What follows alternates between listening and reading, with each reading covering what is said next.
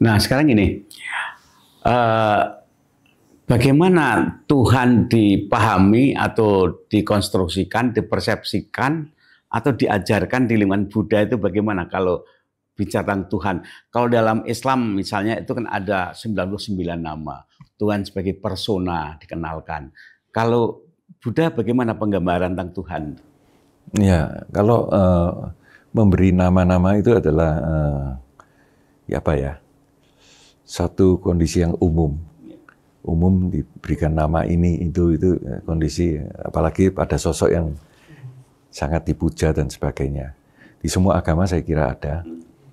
Demikian pun di Buddha. Buddha sendiri juga disebut orang suci di dalam umpama agama Islam, beberapa orang suci sama dengan orang Katolik. Sang Buddha Gautama sendiri disebut sebagai orang suci di agama Hindu. Di agama Hindu kan dewanya banyak sekali. Salah satu Buddha Gautama. Jadi itu di kuilnya masih ada sampai sekarang. Nah, jadi Sang Buddha sendiri juga punya nama banyak. Karena ada yang sebut itu adalah nama yang lain, ada yang sebut itu adalah jelmahan, dan sebagainya. Terus Buddha Gautama dan Buddha sekarang itu mereka bertuhan ya. Lebih di Indonesia kan ketuhanan Maha Esa. Di luar negeri kan agama Buddha tidak pernah bicara Tuhan. Tapi di Indonesia kan ada Pancasila sehingga pada bertuhan. Tapi di luar urusan itu. Tapi kan ada satu sosok sumber yang maha, yang suci. Bagaimana bisa dibantu jelaskan Tuhan itu konsepnya, walaupun setiap konsep ada kekurangannya ya, keterbatasan. Tapi setidaknya bagaimana konsep Tuhan yang berkembang di kalangan Buddha itu? Di dalam ajaran agama Buddha, sebetulnya konsep ketuhanan itu ditarik lebih tinggi lagi. Karena Sang Pencipta seluruh alam semesta ini adalah di tangan beliau. Jadi wujudnya seperti apa tidak bisa dibayangkan dengan otak manusia. Kita sekarang lihat alam semesta kita ya sampai di luar galaksi Milky Way dan sebagainya. Itu kita lihat sebuah bintang, itu cahayanya kan jalan dengan kecepatan cahaya sampai akhirnya tertangkap di bumi.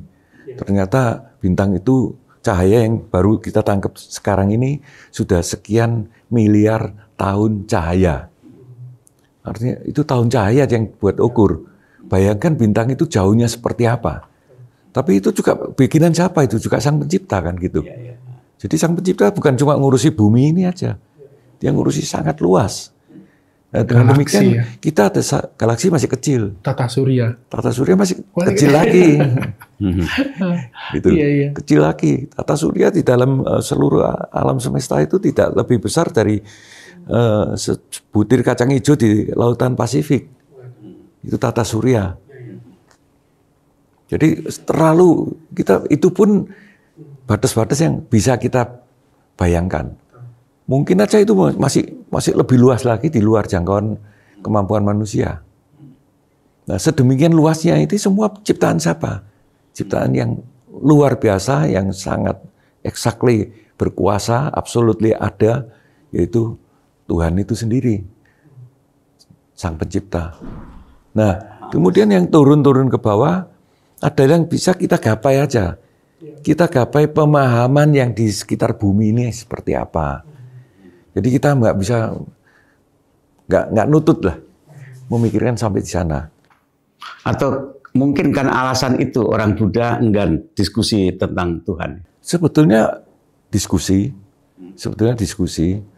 tapi tidak semua orang bisa memiliki pemahaman yang besar. Karena pemahaman ini kita sekarang dengan kemajuan teknologi kita bisa melihat sesuatu yang sangat-sangat luas dan mempunyai keterkaitan satu sama lain. Kemudian ada hukum-hukum fisika dan sebagainya banyak sekali.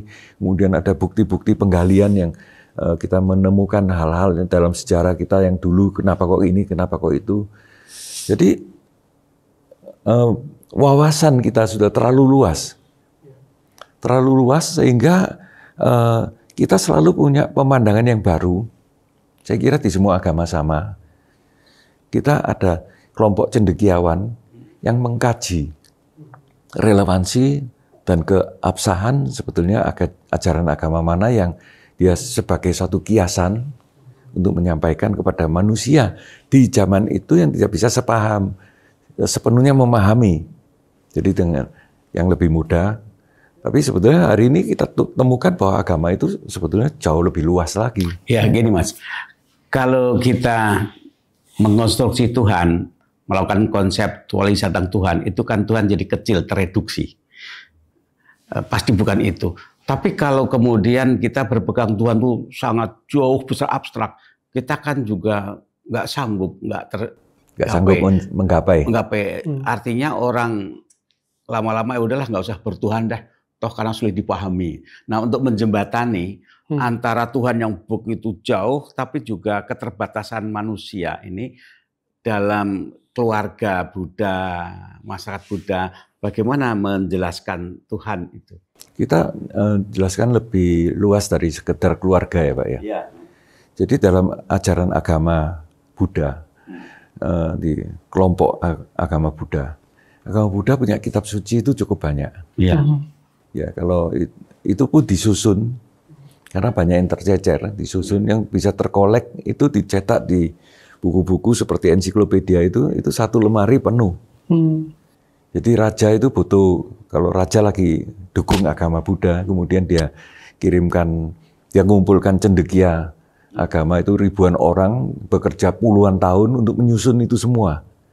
Itu kalau nggak kekuatan raja nggak mungkin. Siapa yang bayari orang ribuan tahun dan kerja sekian puluh tahun?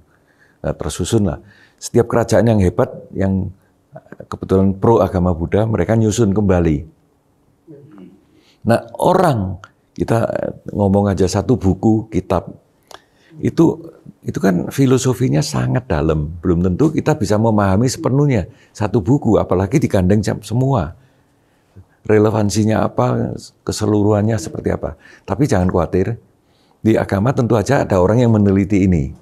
Ya, meneliti ini secara ilmiah, ada yang secara filosofi, jadi membaca, menerjemahkan, mentafsirkan yang baru, karena cara pemikiran manusia dengan tafsiran itu kan beda. Ya.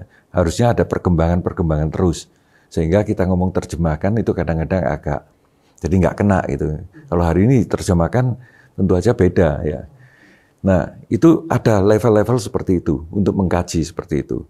Nah kemudian turun lagi ada yang untuk mengajak masyarakat mengimplementasikan apa yang diajarkan menjadi sesuatu yang dilakukan, diresepi dalam pemikiran, dari dalam dunia pikiran, dalam kejiwaan, dan juga dalam perlakuan yang dilakukan dalam hidup bersama, bersosial, dan berkemanusiaan.